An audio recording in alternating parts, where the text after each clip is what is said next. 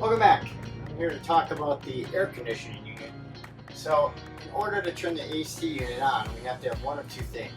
We either have to have shore power connected, or we have to have the generator running for both the air conditioner and the microwave to function.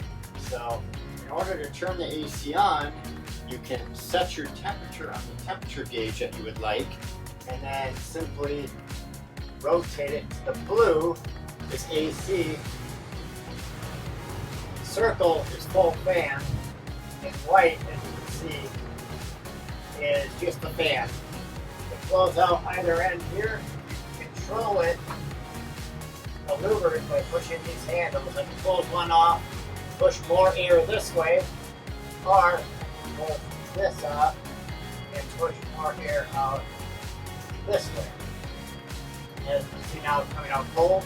There's also temperature control here, but as long as you leave it cold, you can adjust it on the main temperature gauge. If you don't want to use that, you can adjust the temperature on this as well.